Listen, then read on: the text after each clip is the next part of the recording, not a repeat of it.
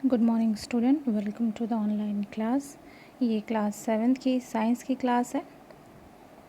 Last class में हमने chapter 1 complete कर लिया था।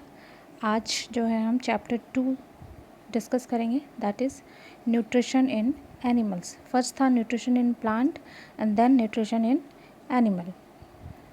तो first topic is nutrition is in animal. हम जो लास्ट जो इससे पहले का जो चैप्टर है, प्रीवियस चैप्टर है, उसमें हमने पढ़ा था कि जो प्लांट होते हैं, most of the plant prepare their own food by the process of photosynthesis. ठीक है ना। क्यों? क्योंकि उनके पास सारी इसेंशियल कंडीशन थी। उनके पास क्लोरोफिल था, सनलाइट थी, कार्बन डाइऑक्साइड थी, वाटर थी, जिससे मिला करके वो क्या करते थे, अपने फूड को मेक करते थे। बट एनिमल्स के पास ऐसी कोई भी क्वालिटीज़ या कैरेक्टरिस्टिक्स नहीं होता जिसके थ्रू वो क्या कर सकें, अपना फूड खुद प्रिपेयर कर सकें। ठीक है। Animal gets their food from plants either directly और इनडायरेक्टली।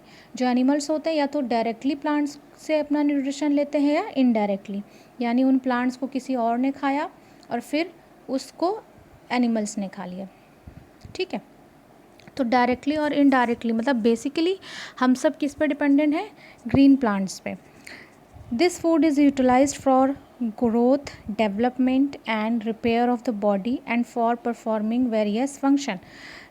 ये जो फूड है ये कैसे यूटिलाइज होता है, इस मतलब इसका कहाँ कहाँ यूज़ होता है? एनिमल्स में, ग्रोथ में एनिमल्स की, डेवलपमेंट में, रिपेयर ऑफ द बॉडी में एंड परफॉर्मिंग वेयर फंक्शन, यानी each and every single work can not be perform without energy. और एनर्जी कहाँ से मिलती है हमें? फूड से। फूड जो है वो कौन प्रिपेयर करता है? Green plants. और उन पे हम डायरेक्टली या इनडायरेक्टली डिपेंडेंट है, because animals can not make their own food. ठीक है। Food contain many components such as carbohydrate, protein, fats, minerals and vitamins. अगर आपको ध्यान हो तो जो प्लांट्स जो फूड बनाते थे दैट इज़ ग्लूकोज, और वो स्टार्च के फॉर्म में क्या होता था? स्टोर रहता था। जो फूड होता है उसमें बेसिकली क्या क्या कंपोनेंट होते हैं? कार्बोहाइड्रेट होता है, प्रोटीन होता है, फैट्स होता है, मिनरल्स होता है एंड विटामिन्स होता है। ये जितनी भी चीज़ें हैं ये बॉडी के अलग अलग चीज़ों के डेवलपमेंट, उनकी ग्रोथ के लिए इम्पॉर्टेंट होती हैं। ठीक है। These components of food are in complex form. ये जितने भी है कार्बोहाइड्रेट से लेकर के विटामिन तक, ये सारे क्या हैं? फूड का कॉम्प्लेक्स फॉर्म है, यानी कि बहुत ही हार्ड फॉर्म होता है। ठीक है। ईजी नहीं है ये। They can not be utilised as such. ये इसी तरह से यूटिलाइज नहीं किए जा सकते। So they are broken down into simpler form. तो ये क्या करते हैं, इसको हम सिंपलर फॉर्म में ब्रेक करते हैं, है ना। जैसे आप कोई वर्ड की स्पेलिंग है, जब कोई लंबी बड़ी वर्ड की स्पेलिंग होती है तो आप उसको क्या कर सकते हो? तो उसको पढ़ नहीं पाते, तो क्या करते हो, क्योंकि वो कॉम्प्लेक्स हो जाता है तो आप क्या करते हो, उसको ब्रेक कर करके पढ़ते हो, है ना।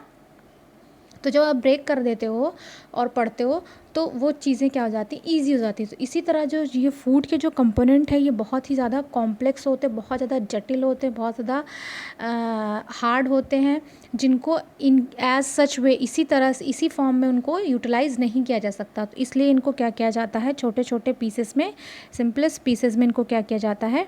ब्रेक डाउन किया जाता है। The break down of complex compound of food into simpler substance is called digestion.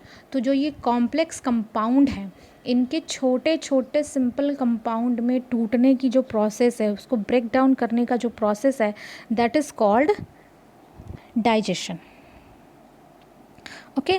यहाँ पे कुछ इन्फो दिया हुआ है, it's important. When you visit a hospital you often notice patient getting intravenous nutrition.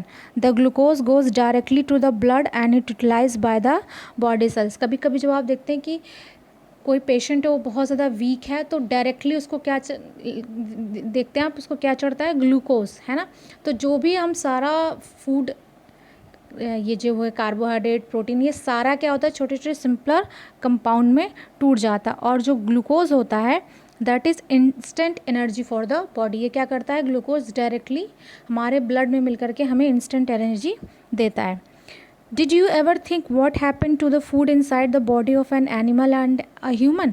क्या आपने कभी सोचा है कि बॉडी के अंदर या ह्यूमन हो या कोई भी एनिमल हो, उसके बॉडी के अंदर उस खाने का क्या होता है?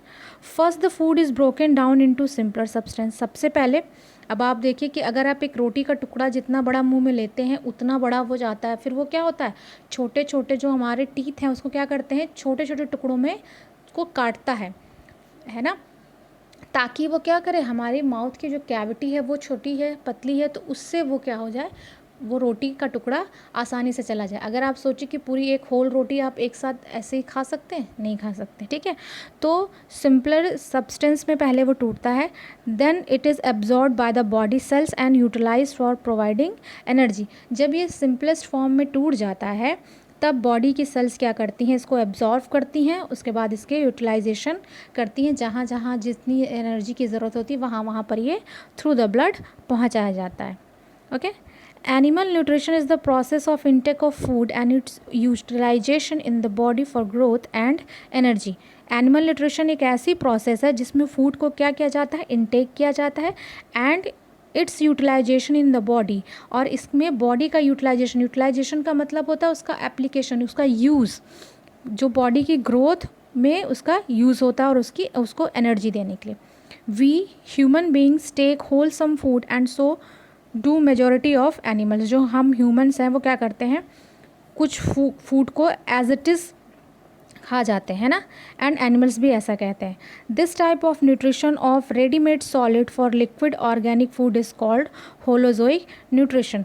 तो इस तरह का न्यूट्रिशन जिसमें रेडीमेड सॉलिड होता है for liquid organic food is called holozoic nutrition, जिसमें होलसम को ही क्या किया जाता है, मतलब वो लगभग सबको खा सकते हैं, उन्हें क्या कहते हैं, होलोजोइक न्यूट्रिशन।